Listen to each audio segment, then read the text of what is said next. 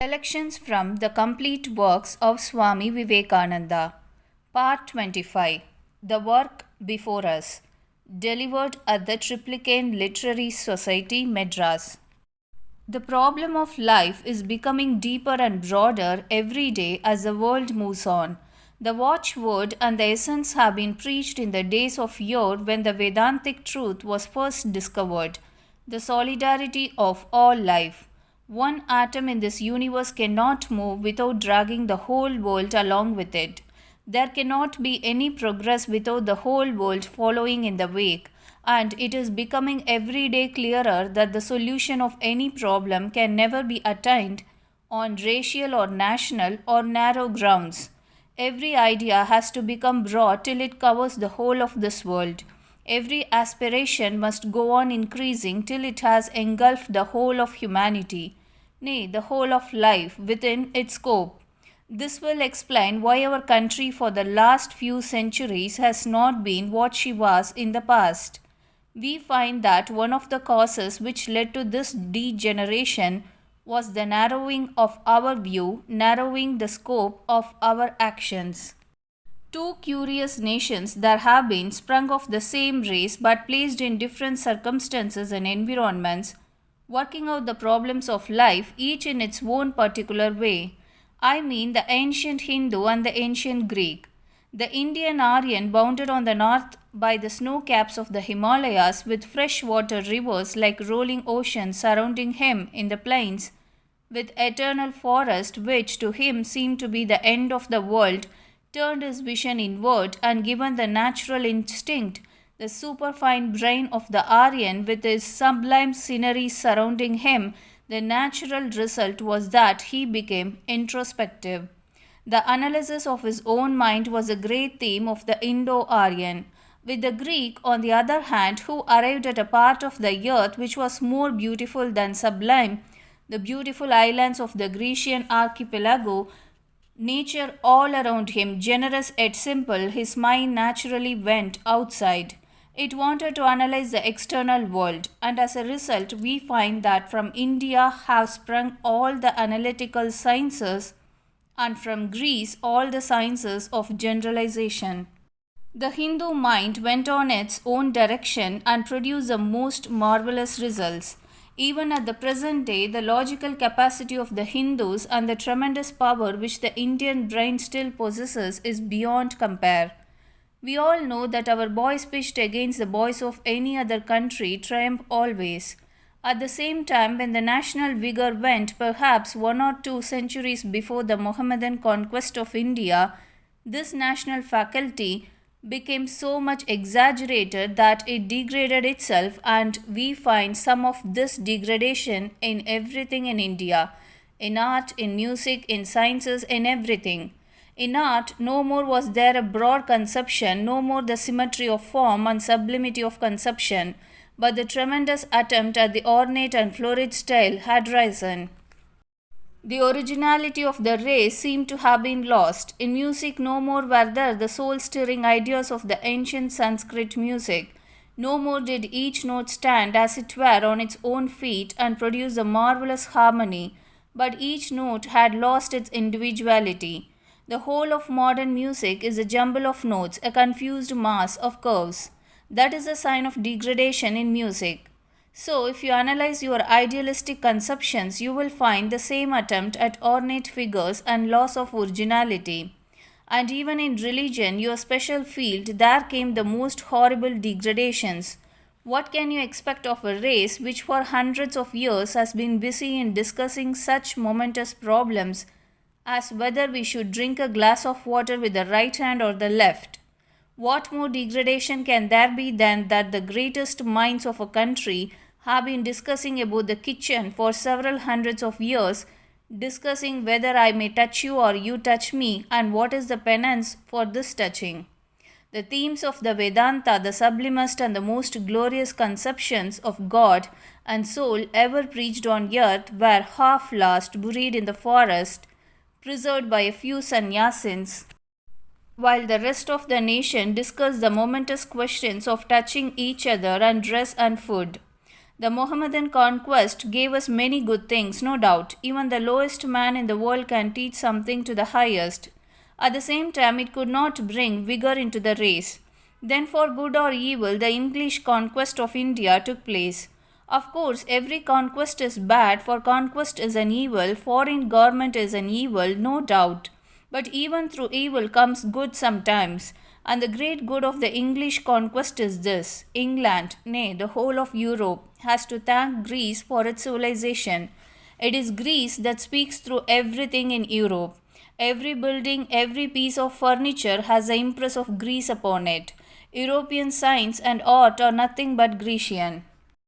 Today, the ancient Greek is meeting the ancient Hindu on the soil of India. Thus, slowly and silently, the leaven has come, the broadening, the life giving, and the revivalist movement that we see all around us has been worked out by these forces together. A broader and more generous conception of life is before us. And although at first we have been deluded a little and wanted to narrow things down, we are finding out today that these generous impulses which are at work, these broader conceptions of life, are the logical interpretation of what is in our ancient books. They are the carrying out to the rigorously logical effect of the primary conceptions of our own ancestors. To become broad, to go out, to amalgamate, to universalize is the end of our aims.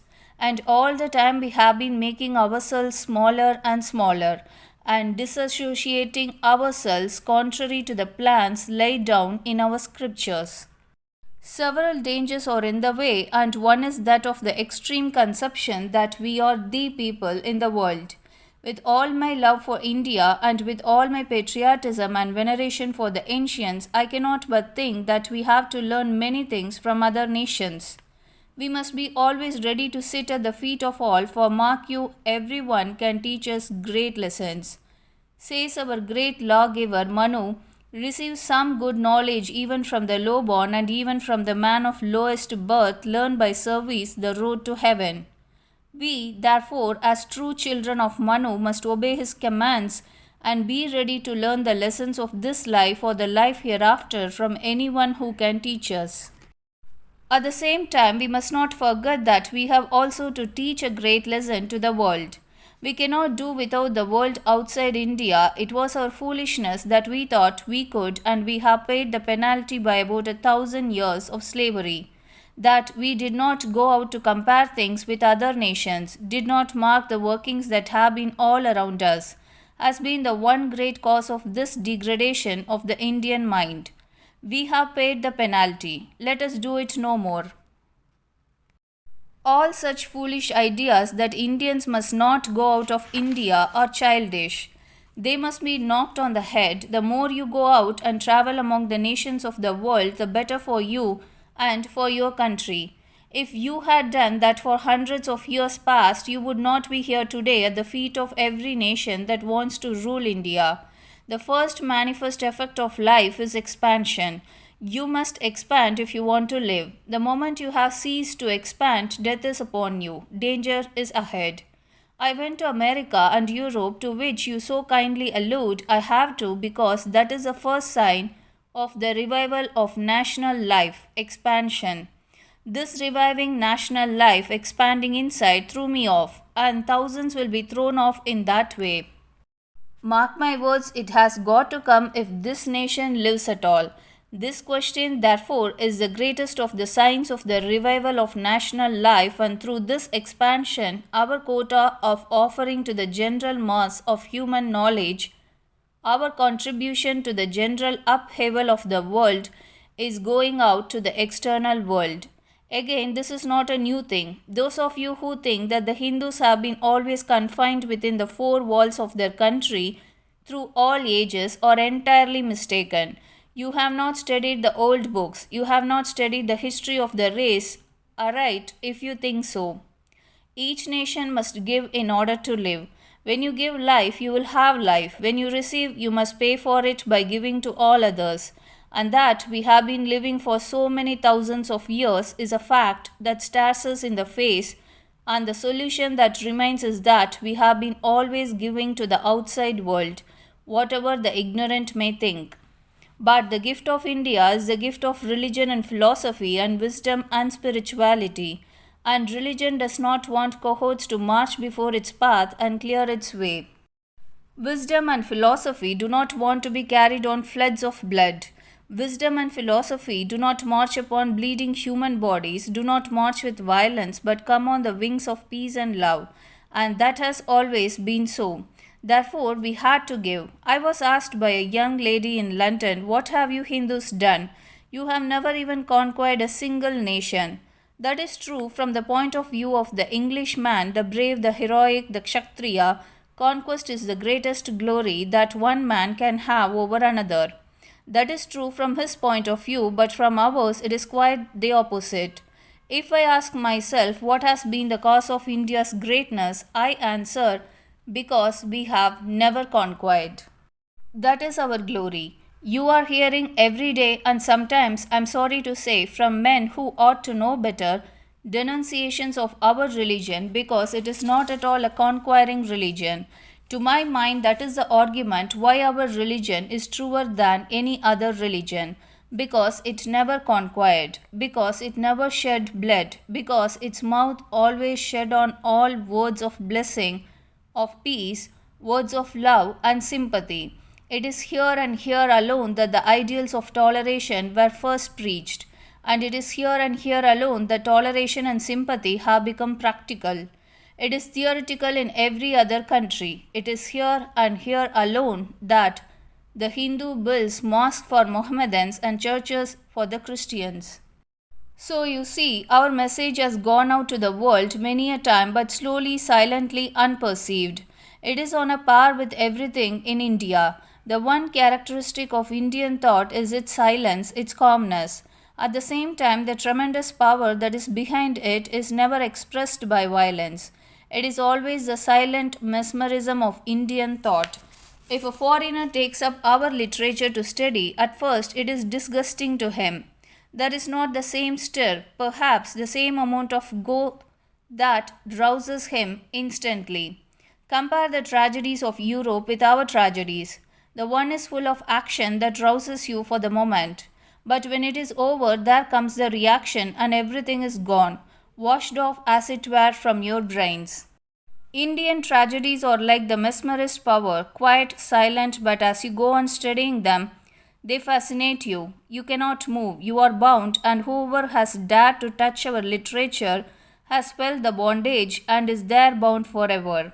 Like the gentle dew that falls unseen and unheard, and yet brings into blossom the fairest of roses, has been the contribution of India to the thought of the world.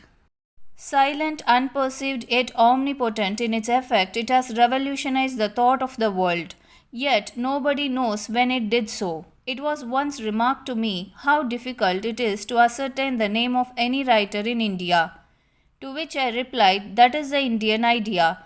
Indian writers are not like modern writers who steal 90% of their ideas from other authors, while only 10% is their own, and they take care to write a preface in which they say, "For these ideas I am responsible."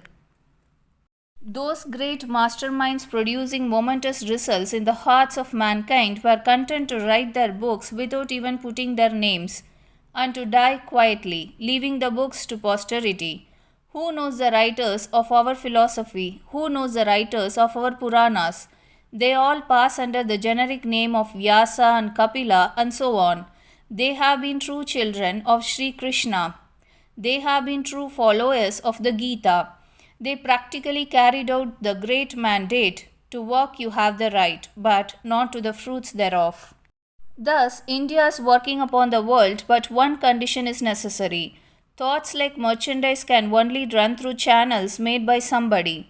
Roads have to be made before even thought can travel from one place to another, and whenever in the history of the world a great conquering nation has arisen, linking the different parts of the world together, then has poured through these channels the thought of India and thus entered into the veins of every race. Before even the Buddhists were born, there are evidences accumulating every day that Indian thought penetrated the world. Before Buddhism, Vedanta has penetrated into China, into Persia, and the islands of the Eastern Archipelago.